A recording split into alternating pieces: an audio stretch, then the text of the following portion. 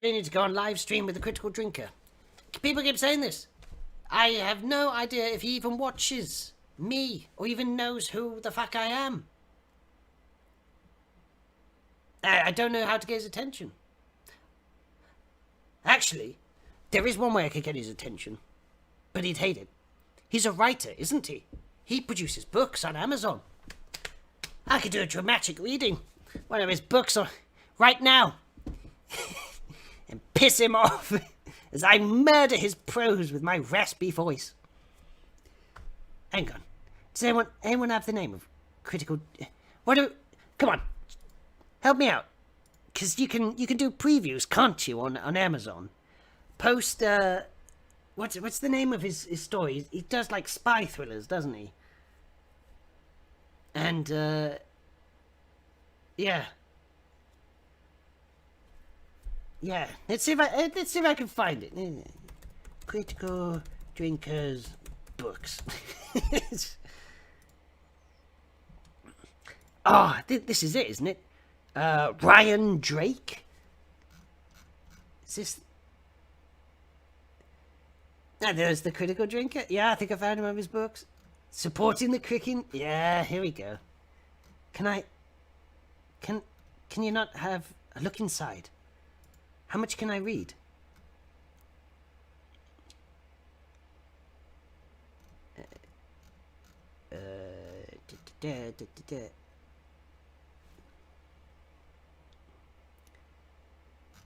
I can read the prologue.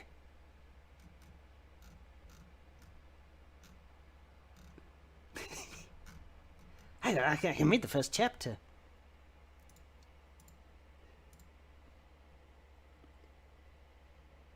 All right. All right. This is how you make enemies. Ryan. Let's see. Ryan Drake. Ryan Drake. Okay.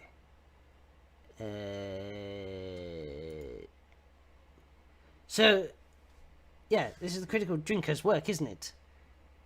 His real name's Will? Will Jordan Ryan Drake. Okay.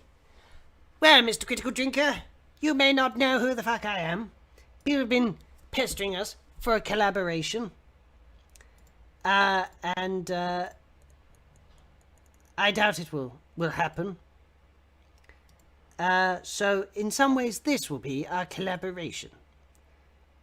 Okay? Let's see.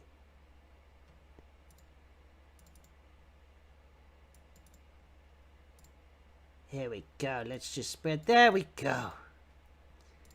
Fuck it. We'll do another dramatic reading. Right, so this is a spy thriller. Hang on. Let's not half-ass this. Alright, I need a USB port. Our music, let's, because he's already done the audio books for it. So, fuck it. I'm also getting quite drunk. Alright, yeah. If someone wants to hassle Mr. Will and say, "Oi, look, this guy's reading your stuff for free." Fuck it. I mean, I'll have to listen to his audiobook. Let's find some spy music. Yeah. I've got the XCOM soundtrack.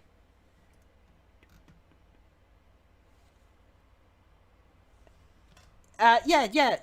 Critical Drinker writes. That's why he knows so much about screenplays and things like that. He's actually doing something with his life.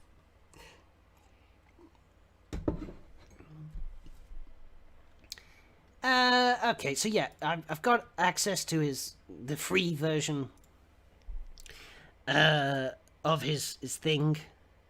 I wanna set the tone. Oh yeah, let's get some spy music. Can you hear that? Does it sound alright? Can you hear me over the music? Wait for chat to catch up.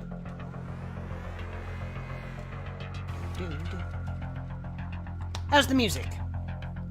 Tell me in chat.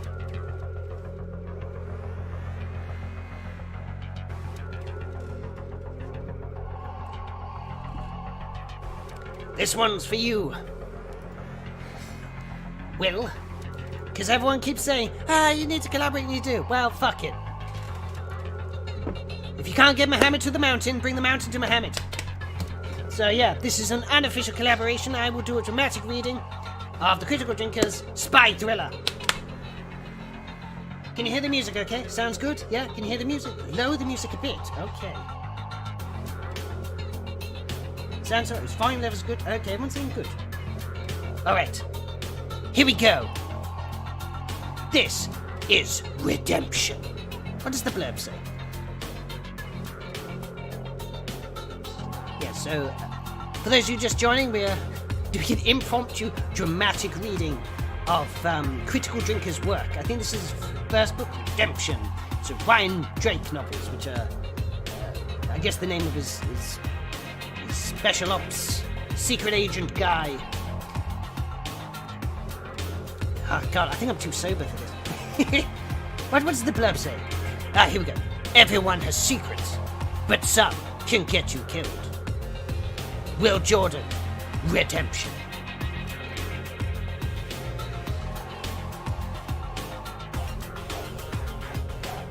Alright, let's start the music again. Be alright on the night. Okay, alright, here we go. Start the music.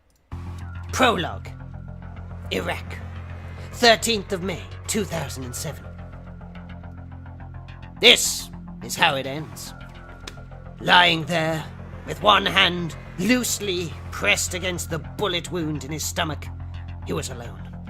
His strength was exhausted. His reserves gone. His blood staining the dusty ground. A trail of it led a short distance away, mute testimony to the desperate, feeble crawl he had managed before his vision swam and he collapsed. He could go no further. There was nothing left to do but to lie here and wait for the end. A faint breeze sighed past him, stirring the warm evening air and depositing tiny particles of wind-blown sand across his arms and chest. How long would it take to cover his body when he died? Would he ever be found? Staring at the vast azure sky stretching out into the infinity above him, he found his eyes drawn to the contrail of some high-flying aircraft, straight as an arrow. Around him, the sun's last light reflected off the desert dunes, setting them ablaze with color. It was a good place to die. Men like him were destined never to see old age, or to die peacefully in their sleep, surrounded by family. They had chosen a different life, and there would be no reward for them. You know your problem, Ryan? You're a good man. Had she been right? Could he look back on his life honestly and say he'd been a good man? He had made mistakes, done things he wished he could undo, and yet his final act had been one of trust and compassion. That was the reason he was lying here, bleeding to death. That was his final reward. A low rhythmic thumping was drowning out the sigh of the wind, the pounding of his heartbeat in his ears, slowly fading as his lifeblood flowed out between his fingers. He might have slowed the bleeding, but he couldn't stop it. Nothing could. He was dying. You know your problem, Ryan? You're a good man. However he had lived, he knew in that moment that he would die as a good man. That had to count for something. A faint smile touched his face as the thudding grew louder. He closed his eyes, surrendering to the growing darkness that filled the world around him.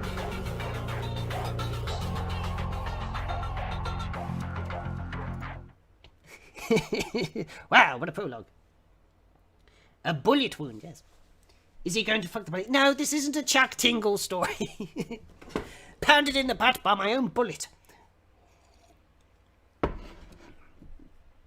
Finally, something that isn't super gay. Well, I don't know. That was just a prologue.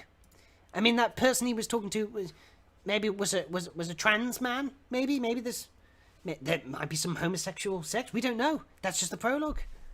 You know, maybe redemption is him coming out the closet and avenging his gay lover. Don't be so judgmental. Don't judge a book by its front cover. And if we did that, we'd see from the front cover that clearly that he's running away from a bunch of gay bashers. Maybe, I don't know. I haven't read the full story. Yes, this strikes me as a Jason Bourne kind of thing, spy thriller, or one of what's the Tom Clancy one? Yeah. How much do they give you for free? We only get the first 2 pages of chapter 1. All right, let's get through this. Do it dramatically. Let's find some different music. That was just a prologue.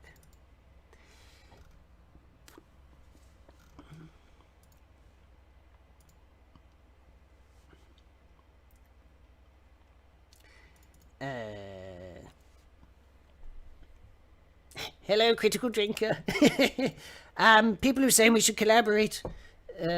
So here's the collaboration. I'm reading one of your books dramatically, because that's what I do. I read things dramatically. And if you don't like this and you hate me, then it was a brief but a lovable collaboration.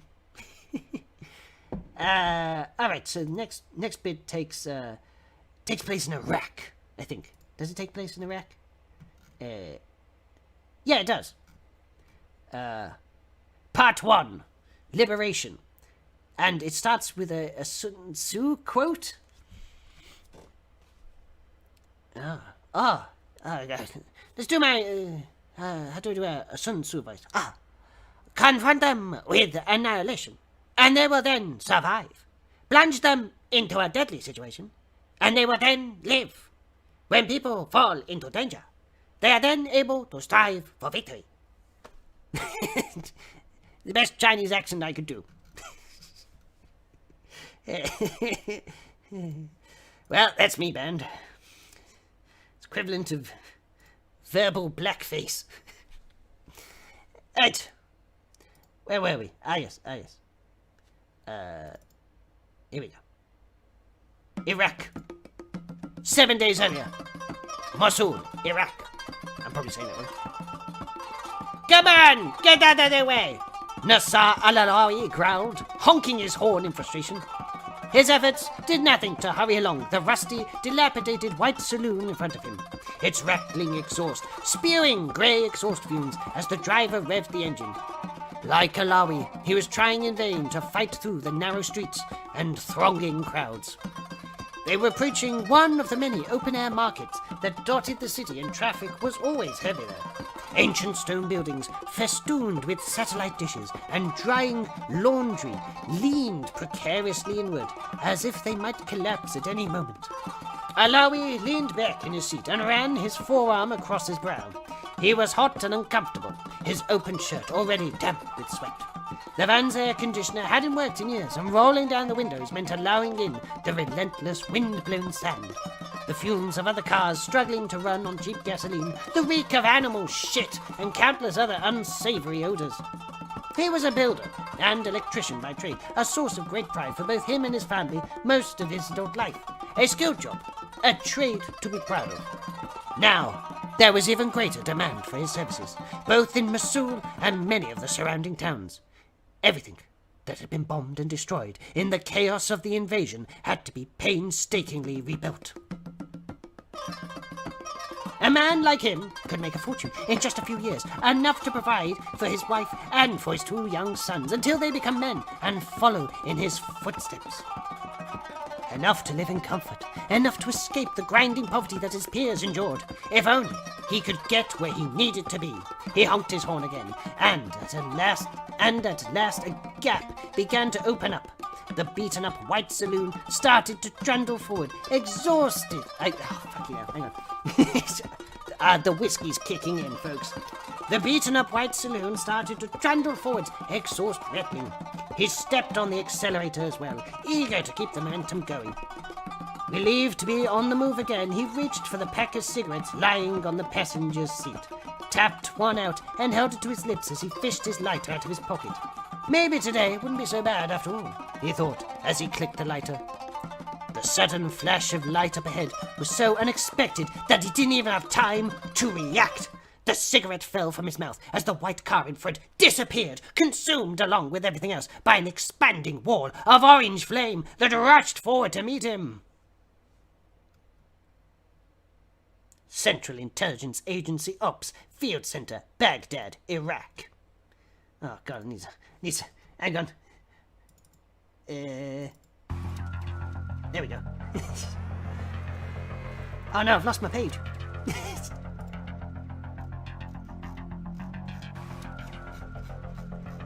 Got too excited. This had better be good, Operations Chief Stephen Kaminsky grumbled as he strode from his office, doing his best to ignore the painful twinge in the small of his back. A compressed disc from a high school football injury. The pain came and went, though in recent years he... Oh no, it stops! I'll never know about the pain in his back. Does he get some Tylenol for it? Is he a chiropractor? Oh, Will, don't leave me hanging. I couldn't give a fuck about Iraq, but slip discs are serious business. You know, in your old age, that can really fuck up your day.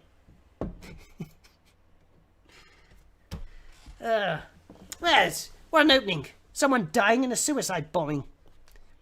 Yeah, Chuck, that's how you start a story. Not with all this smoozing with fucking vampires.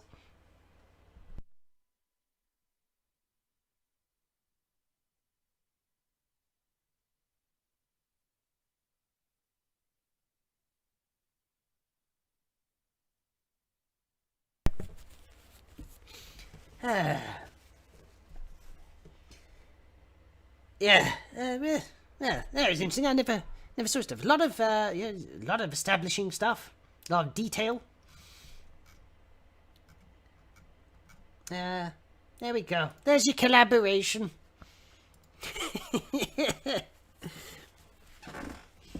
I'll probably get some Critical Drinker fans going, you read that shit. From the looks of it, there's a lot of crossover. A lot of Critical Drinkers fan base watch my stuff. So, yeah, there we go. That's the closest thing you'll get to a collaboration. So, yeah.